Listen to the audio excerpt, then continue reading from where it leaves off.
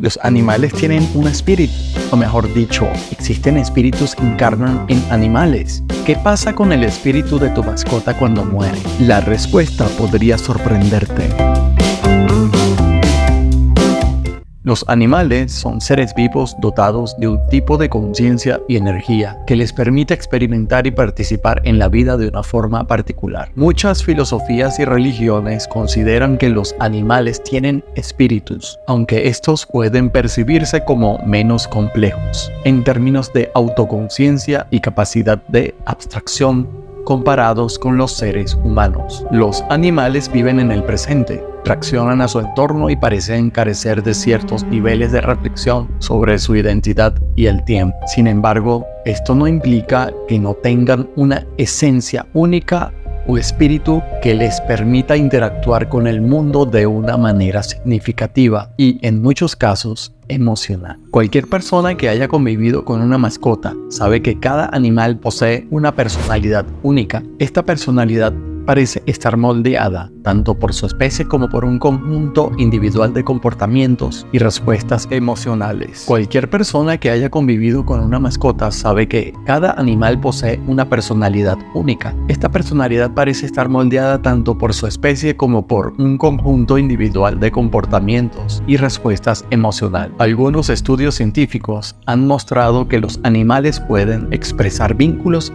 afectivos complejos. Los perros y gatos, por ejemplo, forman relaciones de apego con sus dueños, reaccionan a su dolor y alegría y pueden experimentar ansiedad si los separan de sus cuidadores. Este tipo de comportamiento sugiere que los animales no solo tienen una personalidad distintiva, sino que también pueden manifestar amor, aunque en un nivel menos abstracto y más instintivo que los humanos. Los espíritus se encarnan en animales. Ya te voy a responder, pero escucha primero esto con atención. Debo recordar primero lo explicado en este canal, que es una información proporcionada por mi amigo, el psicólogo transpersonal argentino Jorge Raúl Holguín, director del Grupo Elrond y del Instituto Áquila de Investigaciones Suprafísicas. Para entender qué es el espíritu que encarna en un animal, debemos entender primero cuál es el concepto general del término espíritu. Un espíritu es una unidad de conciencia integrada por vórtices de energía que vibran a una velocidad superior a la velocidad de la luz en el universo suprafísico, o aquel universo que surge cuando sus partículas vibran a una velocidad superior a la velocidad de la luz, de modo que los vórtices de energía pierden su propiedad masa, convirtiéndose estos en supraenergía, lo cual a su vez explicaría mi experiencia de proyección astral o exteriorización de la conciencia, la cual publiqué en el primer video de este canal cuando logré separar mi conciencia de mi cuerpo físico y logré atravesar la pared de mi cuarto usando un duplicado de mi cuerpo físico, es decir, un cuerpo astral. Dicho esto, la respuesta es sí. Los animales y tu amada mascota sí tendrían un alma, aunque en realidad sería al revés. Hay un espíritu no tan abstracto, pero lo suficientemente abstracto y complejo como para controlar el cuerpo de tu perro o gato. En otras palabras, existirían espíritus más básicos en abstracción en comparación con los espíritus que encarnarían en los humanos. Espíritus sencillos capaces de encarnar una y otra vez en animales, que a su vez tendrían un córtex cerebral más simple que un humano, pero donde sus instintos y emociones les permitiría desarrollarse en un entorno concreto y específico siendo animal. Sin embargo, si un espíritu básico y poco complejo de este tipo intentara encarnar en un humano, entonces ese espíritu carecería de la estructura conceptual necesaria para procesar las complejidades emocionales, intelectuales y existenciales de la vida humana. Lo que estás a punto de escuchar podría cambiar tu forma de ver a los animales. Todo esto significaría que, por ejemplo, el espíritu de un perro encarnara en un perro o un animal que tenga un córtex cerebral similar a un cerebro de un perro. El espíritu de una hormiga encarnará en una hormiga o en un animal similar, y así sucesivamente. No existiría la transmigración de las almas, donde se piensa que si una vaca tuvo una vida de servicio altruista, ya sea dando leche o siendo alimento para los humanos, entonces se encarnaría en una especie de animal más evolucionado e incluso en un ser humano o viceversa. Si no existe la transmigración de las almas de animal a humano o de humano a animal, entonces ¿qué existe? Ya te cuento, pero antes te invito a suscribirte a este canal, a darle al botón me gusta y activar la campanita para que YouTube te informe cada vez que publique un nuevo video. Supravortex.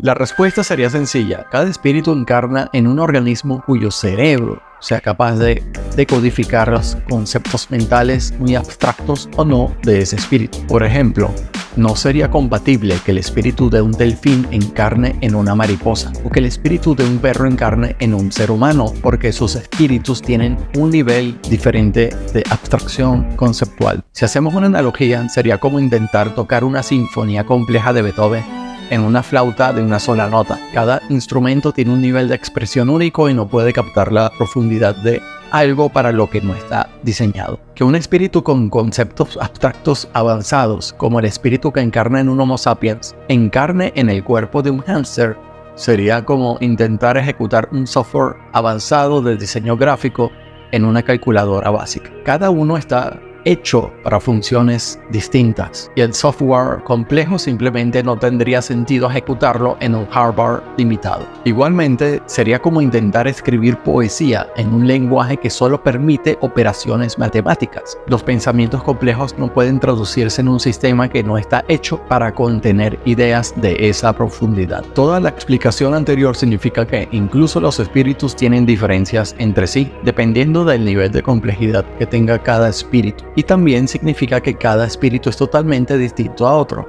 a menos en su personalidad, lo cual los hace únicos.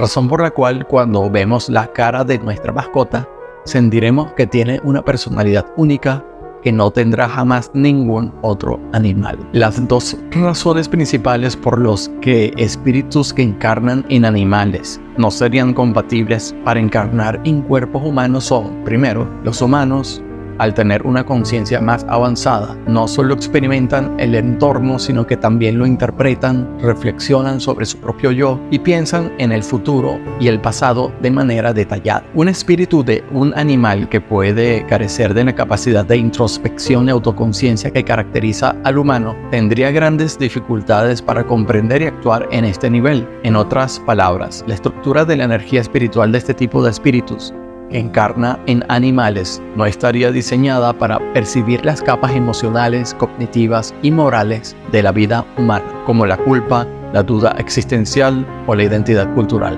Y segundo, los espíritus que encarnan en animales no serían compatibles para encarnar en cuerpos humanos debido a propósitos evolutivos distintos. Las tradiciones espirituales a menudo proponen que el espíritu evoluciona a través de distintas experiencias en el tiempo. En el caso de los animales, se considera que el propósito evolutivo del espíritu de estos es más limitado en comparación con el propósito de los humanos, porque los animales aprenden lecciones de vida ligadas a la supervivencia, la interacción con el entorno y los lazos básicos de grupo y familia. Por otro lado, los espíritus humanos están involucrados en una exploración más abstracta que incluye la búsqueda de sentido, propósito, empatía compleja y compasión. Hipotéticamente hablando, si un espíritu que encarna en animales de pronto encarnara en un ser humano, entonces esto implicaría que el espíritu animal saltara a un nivel mayor de experiencias para el cual aún no está preparado. Contrariamente, sería más probable que los espíritus que encarnen en humanos de nuestro planeta sean capaces de encarnar también en habitantes de otros mundos,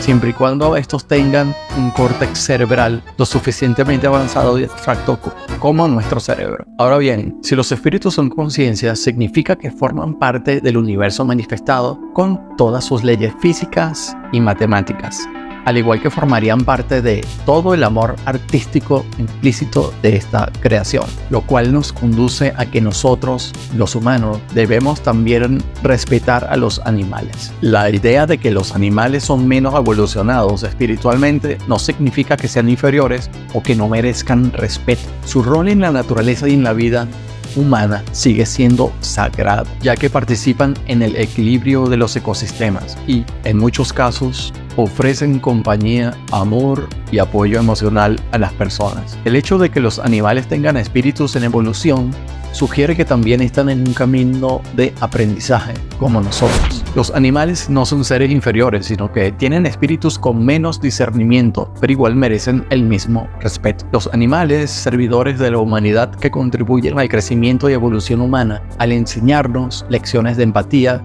responsabilidad y amor incondicional. Al brindar amor y cuidar de ellos, los humanos ejercitan sus propias capacidades de compasión y respeto. Sin embargo, esta idea no implica que los animales existan exclusivamente para servirnos. Más bien es una relación de mutua enseñanza y apoyo. Por otro lado, existe la polémica sobre cuándo debería un animal estar enjaulado y cuándo no. La jaula representa una limitación extrema de libertad y debería reservarse solo para casos donde la vida del animal, de los humanos o de otros animales esté en peligro sin esa medida. En el caso de animales de compañía, una jaula debería usarse con moderación y siempre que sea posible de forma temporal. Las especies salvajes no deberían estar enjauladas ni vivir en cautiverio, a menos que su supervivencia esté en juego debido a una situación específica, como rescates o rehabilitaciones de especie en peligro. Lo fundamental es que los animales son también nuestros semejantes y todo daño que les inflijamos a ellos nos genera una lección a aprender como humanidad. Si enjaular causa sufrimiento a un animal, entonces obviamente no es correcto enjaularlo. Pero si el animal tiene suficiente espacio como en un zoológico donde pueda vivir en su hábitat natural,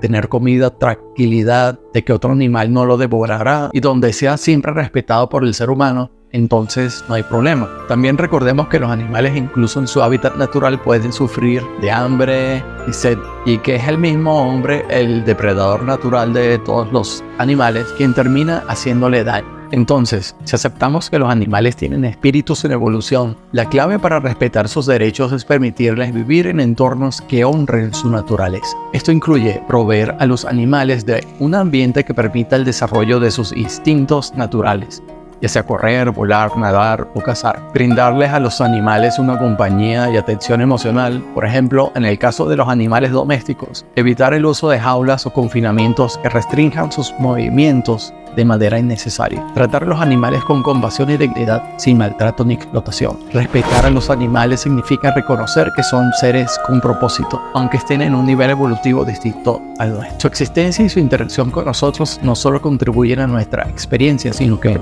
también forma parte de su propio viaje evolutivo. Cabe destacar que los animales pueden brindar una gran utilidad altruista a favor del ser humano, a la vez que ellos reciben nuestra protección y afecto. Por ejemplo, la delfinoterapia es un tipo de terapia asistida que utiliza la interacción con delfines para ayudar en el tratamiento de personas con diversas condiciones de salud física y mental. O la apicultura, la práctica de criar abejas para obtener productos como miel, cera, jalea real, propóleos y polen, donde además los apicultores mantienen y cuidan las colmenas para que las abejas puedan producir estos recursos en un entorno controlado y, en muchos casos, aunque no todos, más seguros que en la naturaleza. Finalmente, si tienes una mascota en tu casa, sigue dándole todo el amor del mundo al ser un espíritu inocente que está allí siempre para hacerte compañía y para que lo cuides, para que lo tomes en cuenta, lo respetes y que establecerá sanamente un vínculo inolvidable contigo hasta el último día de su vida, hasta que tu mascota deje nuestro mundo físico y que nunca te olvidará, porque su conciencia siempre existirá y continuará su evolución espiritual. Déjame tu comentario abajo, estás invitado a suscribirte a este canal, a darle like y hacer clic en la campanita. Gracias.